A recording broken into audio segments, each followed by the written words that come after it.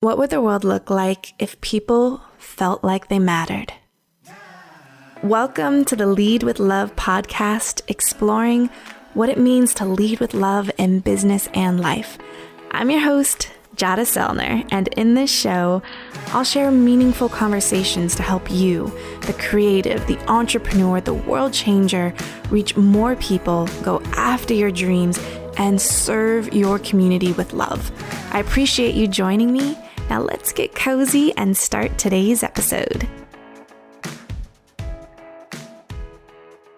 If you've ever felt you've come from a world of work where you're a woman fighting for a seat at the table, then this episode of the Lead with Love podcast is for you. We explore what it means to leave the boys' club and redefine work on our term as female leaders. And in today's conversation, I get cozy with Martha Shaughnessy, the founder of The Key PR, and she's also the San Francisco communications lead of the Women's March.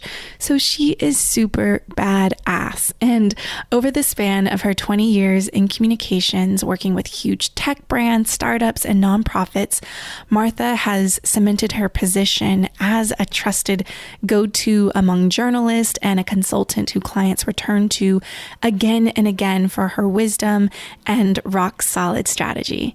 Now, she founded The Key PR in 2017 with a mission to serve high-impact, low BS communication services to her clients. They are headquartered in San Francisco. The team has doubled in size over the last year, and she creates media, messaging, and content programs for game-changing companies in financial tech, transportation, and consumer brands like Lending Club, Swell Investing, Skip Scooters, and Shopkick. And I've had the opportunity to partner with Martha and The Key, along with Lakita Williams at Co-Create Work, in bringing The Key PR's company mission, purpose, values, and vision to life. And if you're a purpose-driven company who is looking to scale your business and grow your team while leading with love, I invite you to fill out an application and see if me and my team might be able to support you in that next level growth. And you can head over to jadaselner.com/apply. Now, I am so excited to get cozy with Martha. Hi, Martha. Hi, Jada.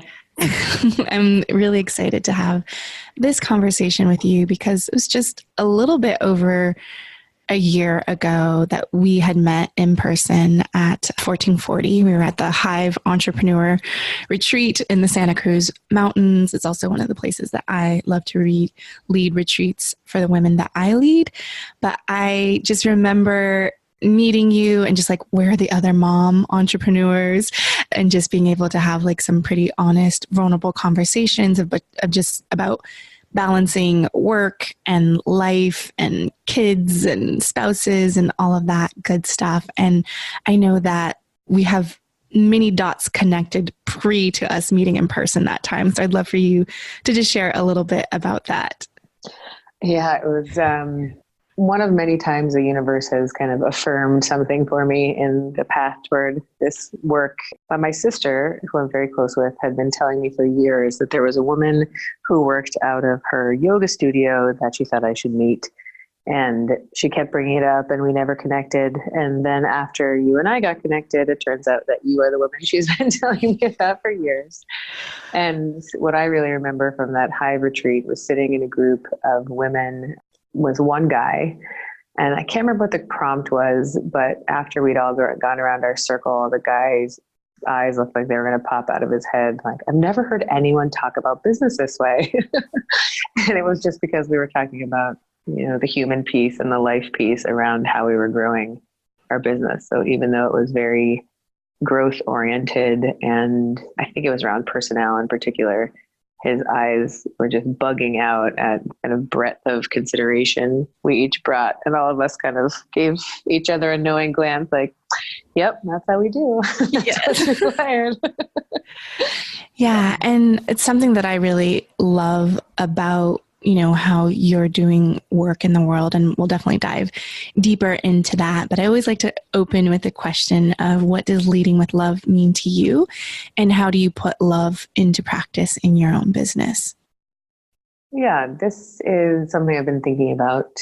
And I think it really comes down to really figuring out how to connect to and make space for people's whole selves, their passion for the work, their passion for their life outside of the work, and being respectful of both of those things. Because in a service-oriented business, which we run, it's very easy to ask people to step over themselves in service of the bottom line or the top line or whatever metric you're aiming toward. And I find that our own energy and capacity is expanded exponentially by feeling seen and heard and loved by the community in which we work. And that's felt by all of our clients and by everyone we engage with. So that's where it comes down to for me. Yeah. And I know, you currently have the Key PR, which you founded. And I'm curious if there was a time previously, before starting your own company, where you felt like that you weren't able to bring your whole self to work, or what that might have looked like previously. Yeah. Well, I was lucky early in my career to have had my second company I worked for really embrace me as a person, quirks and all. And I had a mentor there who was the founder of the company, who really helped me see my own strengths and figure out how to balance my shortcomings. After many years there, which is an unusual career path in communications, we tend to hop around pretty quickly. I spent 7 years working with this guy, Andy Getzy. He's wonderful. The company was acquired. I became, the boss in the corner office of a multinational firm. And most of my peers were men. Most of my peers were significantly older than I am. And it totally changed the culture of work, where the kind of posturing and Excel grid first valuation of people became part of the norm. And I became much more of a balancer of problems than a creator of ideas. And what I found that time actually straddled my having my two kids who are very close in age. So I went acquisition, birth of child offsite with all of my peers, birth of second child, assumption of even greater responsibility of more offices, all within, a 3-year period. And I found myself coming home with just nothing left for my family. And that felt like the inverse of what I needed work to serve at this stage in my life, where if anyone was going to be, pulling at my sleeve and demanding my full attention, it should be my baby and toddler, not my adult colleagues. So Right. feeling like bringing up the vibe of the office as something that was serious to be considered, and having people look at me like I was some crazy California hippie was a really challenging element of that work, because the human piece was what was missing most post-acquisition. And I didn't feel welcome to address that in a way that felt authentic. I actually had someone tell me to be more executive and less human in my job. And I realized it was not the right place for me. How did that make you feel when you heard that?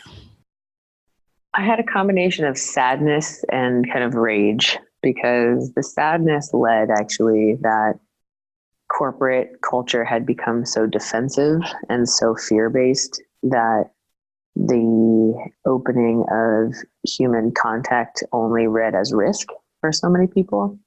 And rage because I felt like my greatest value in the position I was in at that point was to love up on my team and make a culture that felt welcoming and positive, and like we could actually do what we were setting out to do. And having that oxygen sucked out of the environment just made me feel like none of the business goals could be achieved if I couldn't actually create the community feel required to kind of band together and take on big business objectives.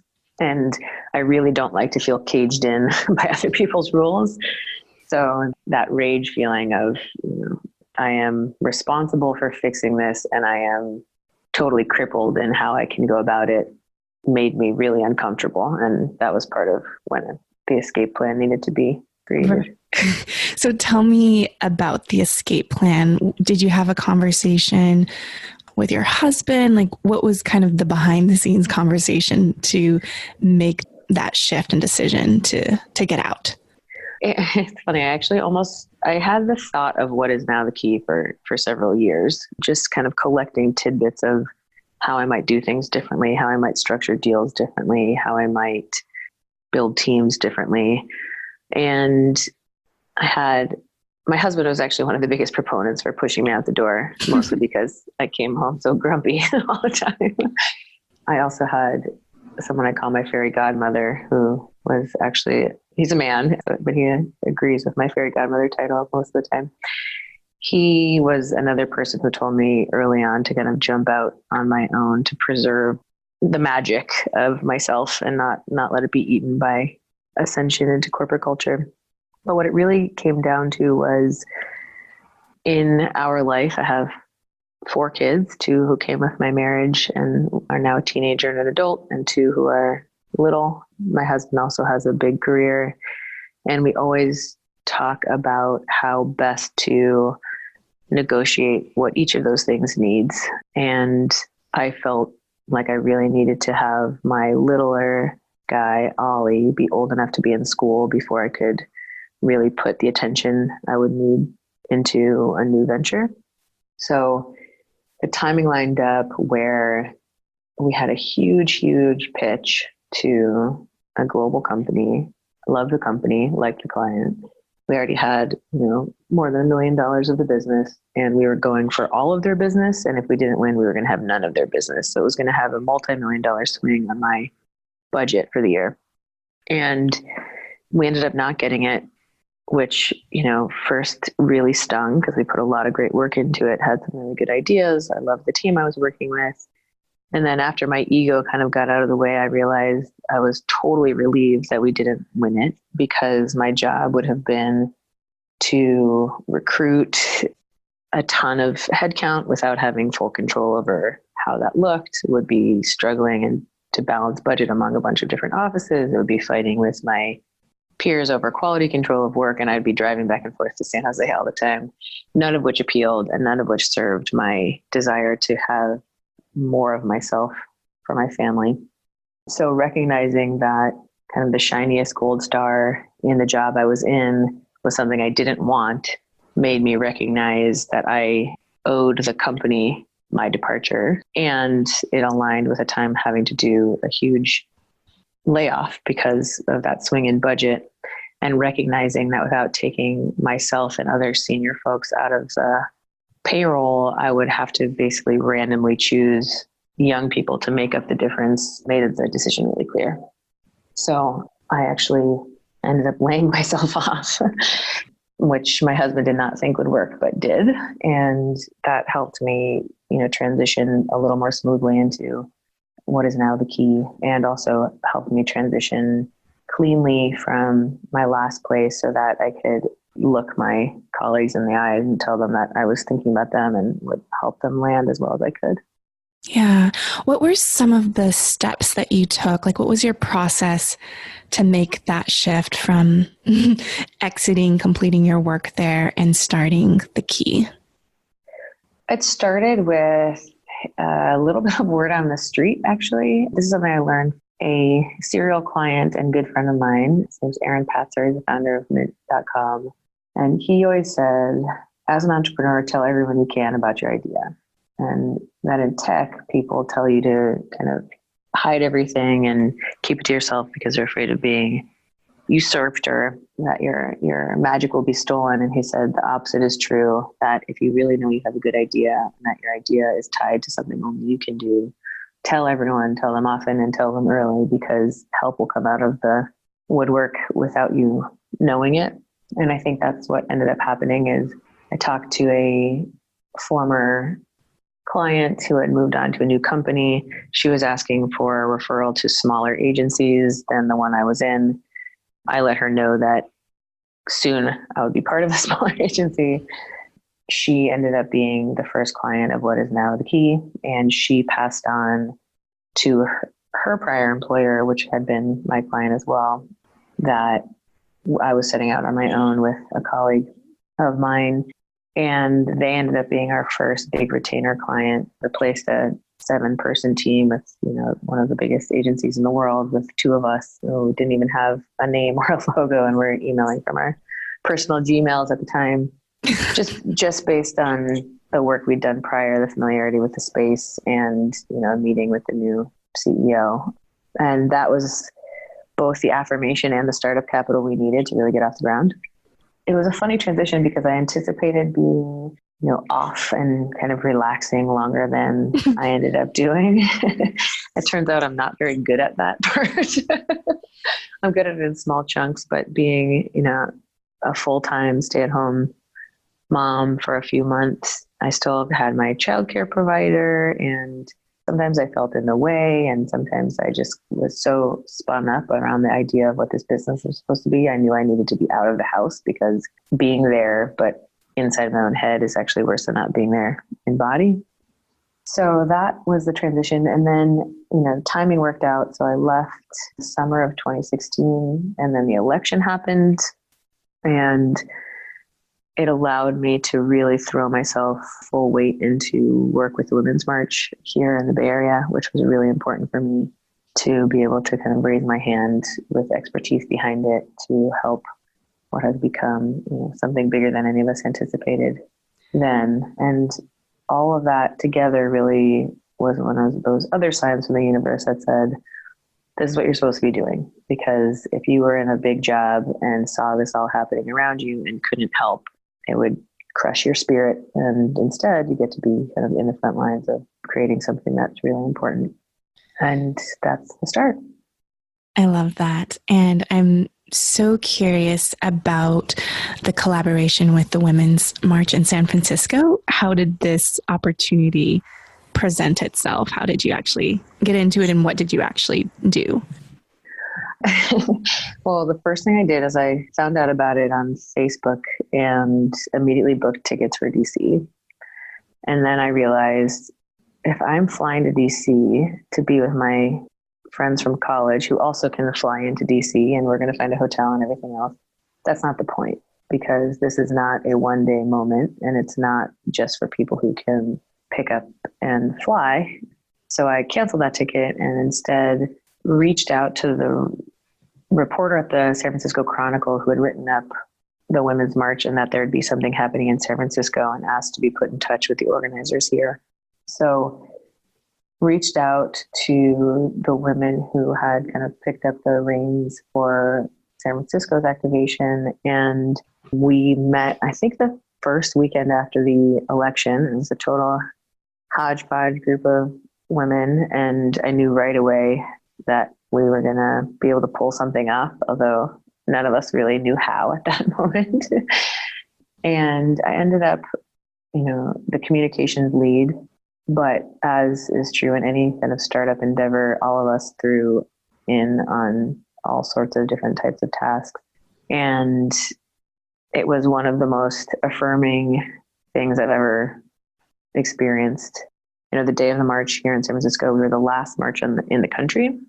It ended up that we had a Right to Life march already scheduled that day in Civic Center. So we followed that march. We were anticipating about 30,000 people. We had more than 100,000 people. It was pouring rain. And the night before we were scheduled to set up, Joan Baez emailed me directly. I grew up in the total, politically active household. So she was part of the soundtrack of my childhood.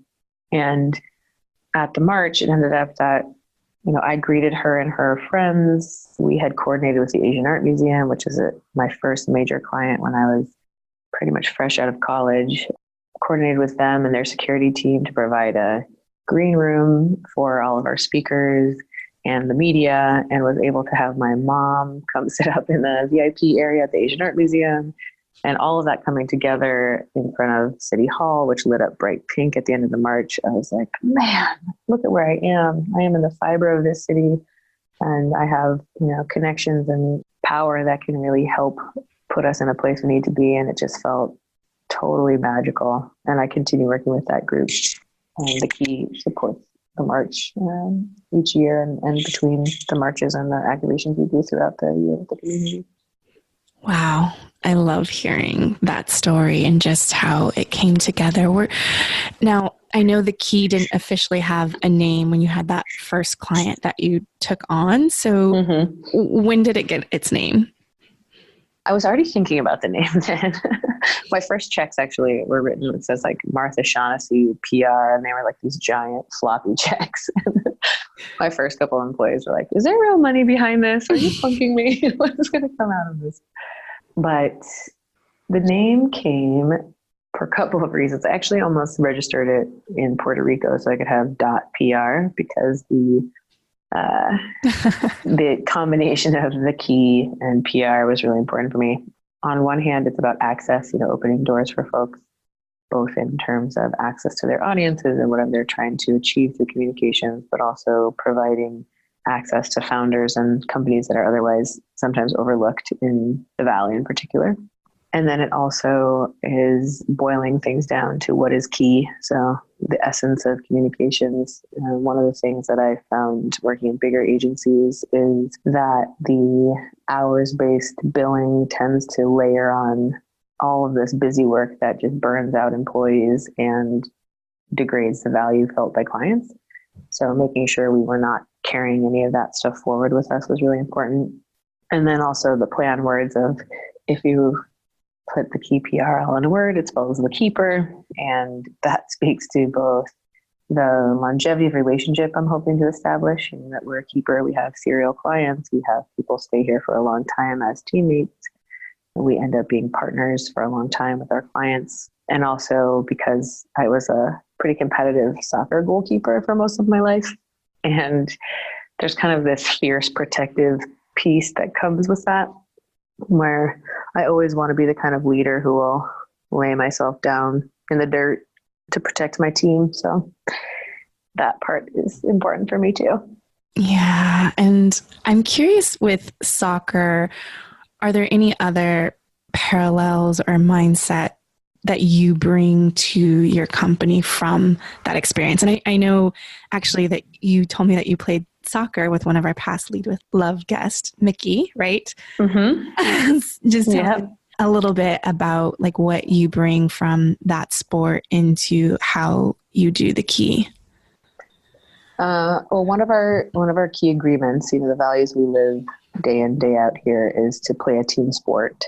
And that comes into a handful of things, but primarily it means that we are all aiming for a single win, and we all win together or lose together. And you can't have a soccer team with just offense. You can't have a soccer team with just defense. Everybody plays a role, whether they get caught on the reel or not. And I think that piece is really important in terms of team dynamics, where it's very common to have people kind of pitted against each other in a service business, where whoever bills the most or works the longest or achieves some other kind of numbers-based metric wins as an individual, and that actually erodes the overall win for the team.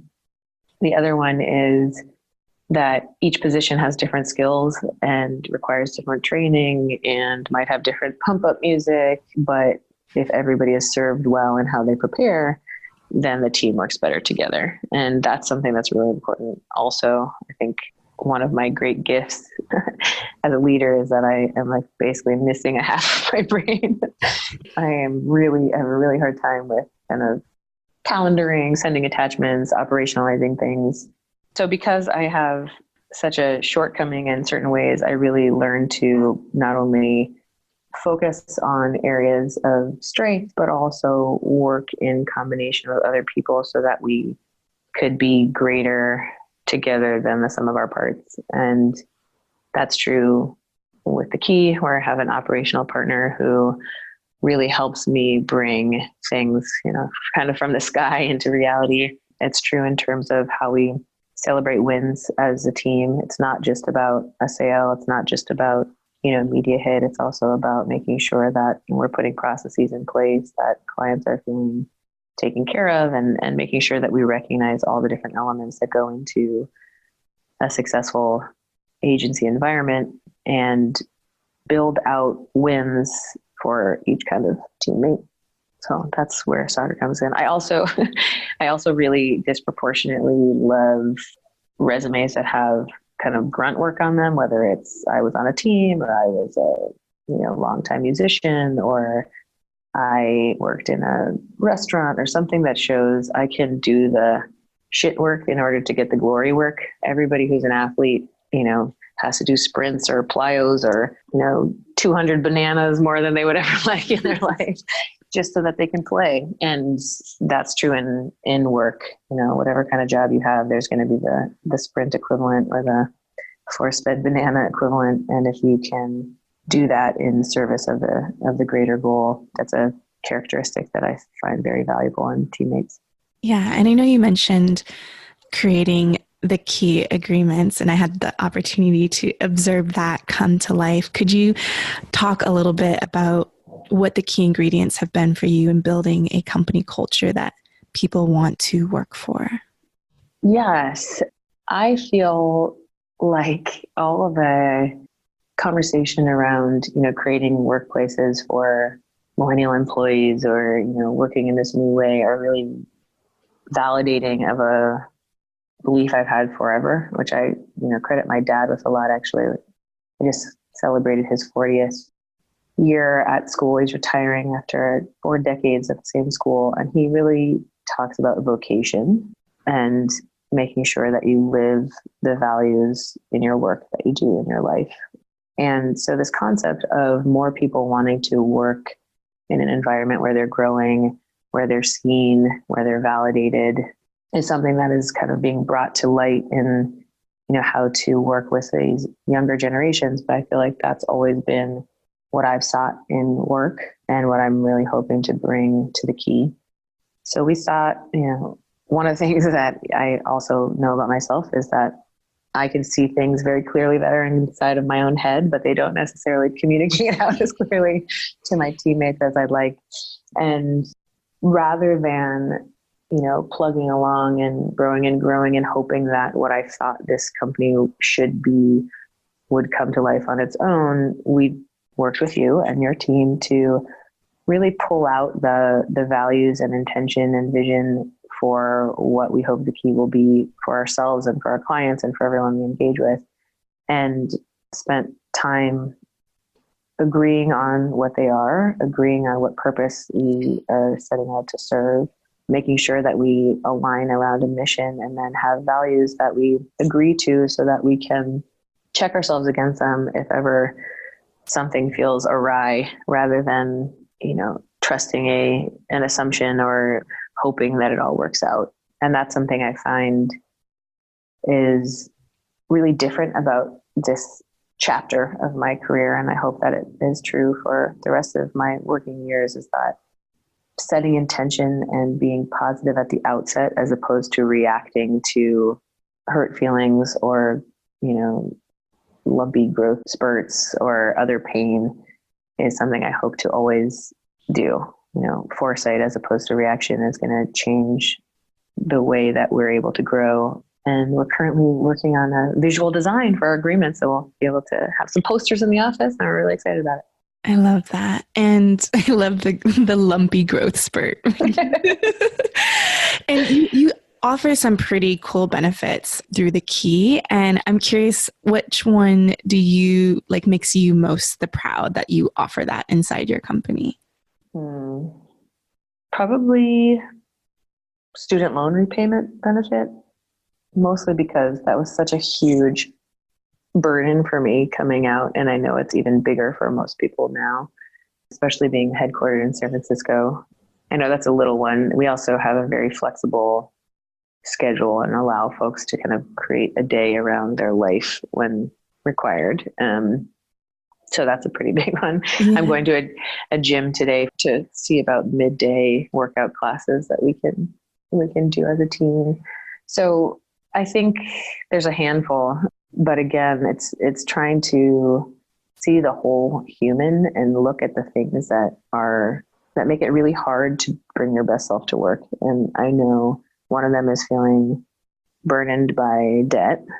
So making sure we have matching for 401k and that we do loan repayment and 529 savings plans and all these things that are hard to kind of prioritize in an expensive environment is one. And then these life places where we've had a yogi come into the office and we're looking at these offsite workout programs, and we have people who volunteer during, a traditional work day and make up the hours elsewhere. We had a professional dancer on staff who was able to do rehearsal in the middle of the day and kind of work her career around that here. And I have my kids in the same hippie co-op I went to as a kid. So that requires me being offsite at their school 6 mornings a month.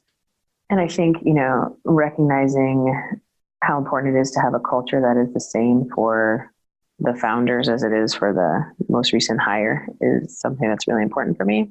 And so if so many of us have the schedule requirements of parenting or other passions at a later stage in our life, we have to open that up for folks earlier in their career as well. And what's been challenging about, growing this business that has been an idea for several years and now exists in the world? And how many people do you have on your team now? We are 14 full-time people now. What's challenging about it? I mean, there's challenges every day and there's affirmations every day. Sometimes I go from this is the worst idea I ever had to this is the best thing that's going to ever happen in the same 2 hours. So I think that's, having your heart open to the reality makes for some pretty wild roller coaster rides. I think the hardest piece is it's like handing over your newborn, I love what we're trying to do so much and I see it so clearly and I know what it can be and I think I know what it should be. And just like, a newborn baby where you're like, I know how to hold him and where to put my hand beneath his neck and all these different types of things. Like you have to hand it over. And, while that's a big challenge in terms of seeing how other people embody this vision, it's also where some of the greatest highs come from, because watching other people really either echo back to me what I thought was going to be true or have experiences that were made possible because of the way we've built this culture and this team is just the best. So it's like anything where, the risk reward are in direct proportion. You can't have big rewards if you don't take big risks, and you can't have, great heart-filling wins as a culture unless you have painful, heart-open vulnerability in terms of how you build it. Yeah. And a big question that people have as they're building is really how to manage expectations of success and setbacks. Could you tell me about a specific time where something you planned in the business didn't work out the way that you expected? Yes. But I think that one of the challenges is making room to grow and being okay with the growth not being at the same pace as the business requires. And that I think is a place where really giving full responsibility over certain things to people who raise their hand can be challenging. And that's, again, when it works out, the reward is huge. When it doesn't work out and business either is not won or walks out the door, it can be really hard, especially as a high achiever. It's like, well, if I had done that, it would have been this way, or if so-and-so had done it, it might have been this way. But recognizing that scale can't come with that stranglehold on any element of the business. So turning whole chapters of what we're doing over to other people to run has been amazing. We've really redefining roles more precisely has helped with that. And then on the specific pieces that have gone not according to plan, anytime I feel like we've fallen short of an expectation from a client or feel like the work could have been done differently had we restructured the way we approached it, or those types of things are really hard. But they're also learning opportunities and kind of a requirement if we want this team of empowered individuals. We've got to take the wins and losses together. And I think that is hard every time, but, always comes back with a tougher callus and and a key learning for the next time. And one post I saw you posted on Equal Pay Day, and you said, "I'm so proud to have built the key PR. When I couldn't see the ladder up for my young female teammates at a past job, I built the ladder." And you said, "We talk money, show the P&L, and training a money savvy bunch." And I'm curious what that ladder is, if you could tell me a little bit about that. Yeah, it's something I feel really strongly about. I feel like I'm in this straddle of women who kind of grew up in the old boys club and succeeded in that environment, and also recognize that that's not the way forward. And so it's an interesting shift. I think I've been in environments where it feels very zero sum for women at the table. So it's like, they're only going to give us one seat, so we're going to eat each other until only one survives. And I don't want that environment. But one of the things that I recognized in my own kind of career path was understanding how money changes hands in my industry was really important for me in setting my sights on individual goals and team goals. And it's something I think many of us aren't trained to ask, especially in an industry that's very kind of word-based. The math of the business is not necessarily in people's sights as they set out on their career path.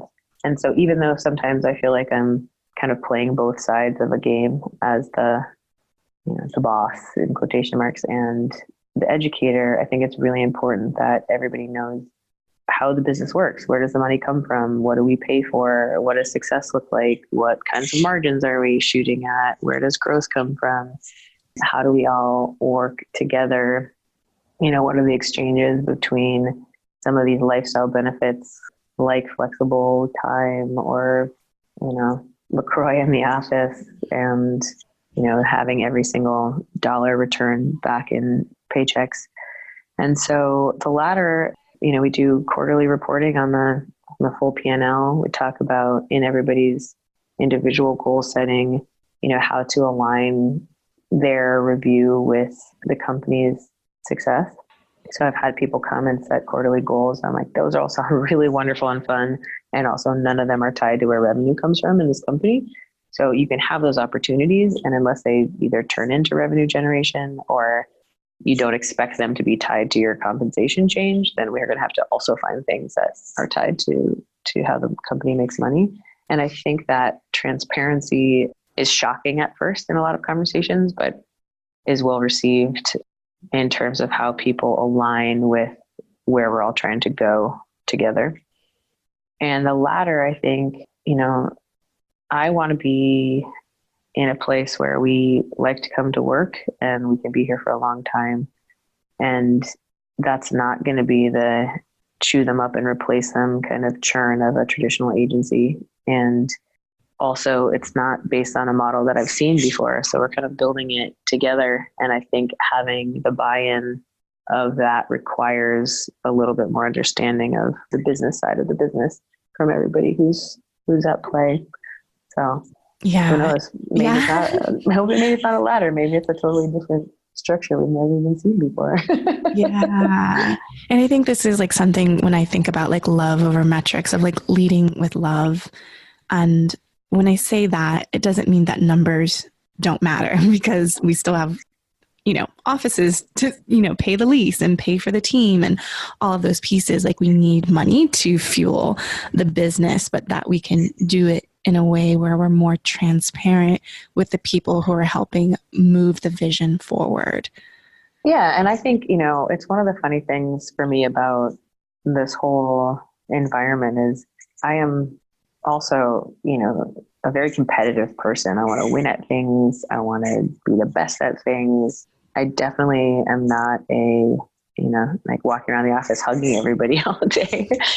I mean, I do that sometimes, but I think knowing that being more loving and more open and more transparent is actually better for business also makes this transition really interesting. And it's something that keeps paying off in ways that, going back to the signs from the universe, I'll hire in advance of revenue, as an example, and be like, because I just found this person, they need to be on this team. I can tell they're the right person. And I'll start to get a little bit, nervous in my belly about like, oh no, what if we, don't have enough business to pay for this, or we're going to eat into our margins or whatever. And then we'll come in the next week and have inbound business come from all over the place.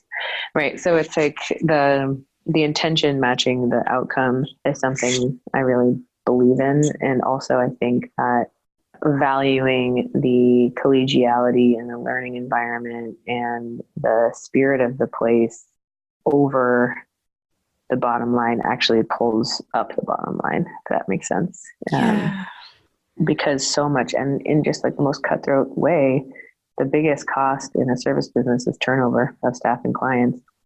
So anything you can do to limit that has immediate return, but it also has that spiritual return that keeps people, with their head in the game at work when they're here, because they know that they are really a part of something, and that matters a lot in terms of the performance of the company. Yeah. I mean, people are more and more just really wanting to be a part of a purpose-driven company that looks at things beyond just the bottom line. And I think that you guys are definitely doing that at the Key. And I know you mentioned that you're competitive, high achiever, but you're also visionary, lots of ideas. You want to disrupt the way that PR has been done in the past. What do you do to turn your brain off from work mode so that you can be more present in your body and at home? This is a constant question for me and something I'm always thinking about. I lift heavy weights and I punch things. So I have a trainer who helps me with that. And it's the best if anybody does not have a high impact kind of hitting oriented workout in their life, I recommend it. It's something I didn't know I missed until I stopped playing soccer between my kids, but having a weekly or more frequent opportunity to just crash bodies was something that was pretty well embedded in my psyche. So that's one. The time at the school is another. It's a total transformation where I just have to be really present with really little guys playing Play-Doh or cleaning dishes or laying in the sand and being a dragon or whatever it is that is my calling for 5-minute increments, because that's the attention span of preschoolers, is a total shift. And then I also just veg. I'm a pretty excellent vegger. I said I wasn't good at full-time relaxation, but put me on a couch with a remote and I can really get the front brain busy with some streaming TV so that the back brain can relax, and I have no shame in that. Yes, I love that you share that, because I think for people who are big picture thinkers, visionaries, like you're constantly thinking of ideas, and I'm the same, that in order to, be present in my body, in order to be present with my family, or to turn my brain off, like it's like these scheduled moments that become a routine, where it's like you have the scheduled 6 mornings a week where you come to your child's school, or the scheduled time to train and hit things, like it's on your calendar, because I think many times our work will overflow around all of that. So we actually have to schedule in what they say, like the big rocks of like, what are those pieces that are important, and get that on your calendar. And then the work can flow around that. And I know people are like, oh, you're wasting time if you're streaming on Netflix or whatever. But I think for visionary brains, it helps us shut off all the thoughts that are constantly coming to just be in that veg mode. So I'm so happy that you're sharing that and that, because I think it's true for the way that our brains work and think and do, that actually does help settle things. And And I'm the person that will watch a movie, like sit with my family. And as soon as we turn it on, I fall asleep. It's like, because there's no more ideas coming in. It's like, okay, night night. Yeah. Yeah. I also think, and this is one that's always hard to justify, but I know you do this also, is weekends away with girlfriends are invaluable. It's hard to, as a business owner and a parent, to say, I'm going to leave all y'all behind and just go do me time. But it is something that is always hard to schedule and always pays back dividends well beyond any sort of anxiety I have going into it about, letting things fall. Yeah. So that's something I think, giving permission to feed yourself when you're the center of so many energy pulls is a really hard thing for especially working moms to do, I think, but many entrepreneurs to justify, and recognizing just how much more productivity comes out the other end is amazing. I completely agree. I do this. I meet locally once a month with girlfriends, and then I meet out of the city or country every 90 days to connect with women who, like, that nobody needs anything of you. But I also think especially for women, connecting with other women is a part of self-care, that it nourishes us, it replenishes us, it makes us feel seen and heard without them having any buy-in to what drama might be going on in your personal life, your family life, your business. You just have this sounding board to just like really see you and still love you no matter what the mess that you're in. Totally. And I think it's like this, there's two things. One, I studied anthropology, and I feel like if everybody had more evolutionary biology in their background, it would help us all right now. But one is, we are communal animals, women in particular. We stayed and co-parented and, took care of so many things together. So there's so many business books about, how multitasking is impossible, and it's a one-man band and all this kind of stuff. And it's total bullshit, because unless you were, singular stalking through the wilderness, which some people did, you could multitask, and you had to, because you had a baby on a hip and one at the breast and a pot that you were stirring and something else you were cutting and the conversation around you. And that, I think, is in our bodies. One. The other one is, there's this great relief in the universal nature of certain things about life stage that you can only find when you're among your women. Like, I feel like I'm having this singular crisis and this is happening. And even though most of my friends, my real, deep heart girlfriends, aren't in similar career to me, what they're going through in their families, or balancing whatever their responsibilities are in the day with their kids' needs and their husband's needs and whatever else is going on, feel the same. So like the heart piece is so similar, and just recognizing that helps take the weight off so dramatically, because it's not like, we're living these individual lives and only we can save ourselves. It like relaxes me into knowing this is a stage, this too shall pass. We're all in it together, and, we can laugh, like deep belly laughter, about how ridiculous some of it is, and just come back better able to face the day. Yeah. And something you recently shared with me was that you're committed to reading more books written by women. And so I'm curious if there is a current book that you're currently reading now, or maybe a book that was a huge light bulb for you that has propelled you into action. Oh man. Right now I'm actually reading a male author. So it's, I'm reading Seasons of the Witch, which is a San Francisco history that my dad is obsessed with. The ones that have propelled me to action. I think one of the things I love is historical fiction from a female perspective. So there's one called Cracking India, which was about the, post-colonization and kind of the interaction among different communities in India. And it helped me really see the history of a place in a new way. I think that's similar to Pachinko, which is set in Japan and Korea, and gives us perspective into East Asia in a way that I couldn't really feel in my body when I read about it as a history student. Those are two that are pretty recent. Actually, Free Food for Millionaires, which is by the same author as Pachinko, Jinmin Lee, is about a woman a first generation Korean immigrant whose parents run a laundromat, and then she goes to Ivy League schools and kind of struggles through assimilating into that wealth culture after graduation.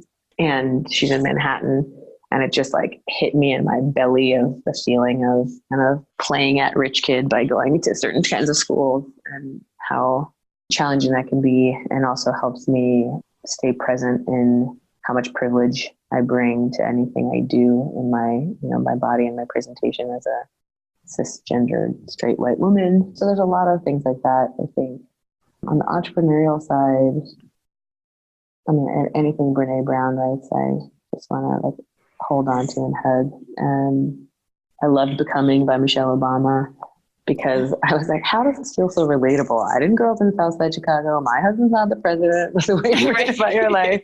She was like, yeah, girl, that's me. So that was amazing. So there's a handful. Oh, I just love the invitation to read historical fiction, to pull you closer into that world and just embodying it in a different way. It's like, I'm like, ooh, I'm intrigued. Oh yeah. We have what we call our woke bookshelf at the Key, and it has a mix of kind of, educational books and memoirs and novels that each of us feels compelled to share with the others. There's also a lot of personal finance books, because something I think, we work with it a lot, but I think it's also underserved in how many young people, especially young women, are educated. So we have just kind of a pass along here, and making room for reading non-homework like books is really important. Going back to the Netflix piece, just ideas and perspectives and language in service of things that are totally divorced from what we do day in and day out in our job is a really important piece of keeping the brain limber, I think. Yeah. And is there anything else that we haven't covered that you'd love to share before we say goodbye? I think when I was starting to kind of put the wheels on the Key, I was also raging like a crazy person on Twitter all the time about the election and Women's March and all these different types of things. And I got a couple of people who said, do you want to be careful about that? You are about to launch into this work. What if someone sees that and doesn't want to work with you? And I was like, well, then that's the most valuable marketing I've ever done, because if, speaking my truth and standing up for values that are core to who I am push people away from my door, then I'd rather have that conversation out of the way early. And I think that capacity to bring your whole self, even when it's challenging, and invite a little friction into conversations is something that is really scary. Especially, I always say that PR people are like the most gold star oriented people in the world, where, so many years of my career, I was just like, oh, you think I'm doing a good job? You patted on my head. That's all I need. And now I'm like, nope, more money would be good, and a bigger title, and also more responsibility. Thanks. Then I'm out. So that friction and like the permission to stand up and take space is something I think I really needed to get pushed into a little bit. Something that I got in trouble for in my younger days in school and at work. And I think it's only validated over and over again in terms of the types of work that come to our door and the types of people who want to work here. And if we can all be among one another as a tribe, the world is going to be better off for it. I love it. And I love that at the Key, you guys are rewriting a new story, not just in new stories for the clients that you serve, but for the teams that you're building, and just for the way that you do work. Yeah, I think if we can't do it for ourselves, then we can't authentically do it for anyone else. And if people wanted to learn more about you and what you're building with the Key, where can they go? They can find me at thekeypr.com. I'm just Martha at thekeypr.com. I actually haven't oriented all of my social media handles together. So my Twitter is still at sfshag, which my former overlords who were British really wanted me to change. But Shag is a nickname for Shaughnessy, if anyone is wondering. And on Instagram, I mostly just share pictures of my kids, but it's Mrs. Khan 19. That's private, so you have to be ready to see my softer mommy side there. It is a good place to see a little more color and flavor of the people who are important in my life. Yeah, and I'll link to all of that in the show notes, but I'm just so thankful for this conversation and just bringing more love and light into like how we can build, businesses and care about the people behind them and bringing our whole selves to work. And I just appreciate you for being a part of one of those leaders that's willing to have the uncomfortable conversations and do the uncomfortable work to build something beautiful on the other side. Thank you for making the space for the conversation. I feel compelled to show the mess that comes with the magic, because for so long, any woman who achieved had to be perfect, and so often I come in with yogurt streaks down the side of my pant leg and I don't even notice it until the end of the day, and wave my hands over my still wet hair. I'm like, this is what having it all looks like. Right? Because we have to make space for all of the pieces, because they don't actually all fit together cleanly into shapes that have existed before. So we're building something new, and it requires exposing a little of that process to do it safely, I think. I love it. Thank you, Martha. Thank you, Jada.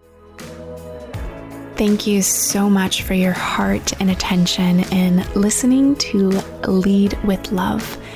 If this message, leading with love in life and business, and remembering the humans and beating hearts behind the numbers and all of that good stuff, I would love for you to take the time to leave an honest review. It would mean the world to me, and it also helps more people find out about the goodness and helping spreading more love in the world, which we really, really need. So I would really appreciate that, and I'll talk to you soon. Bye.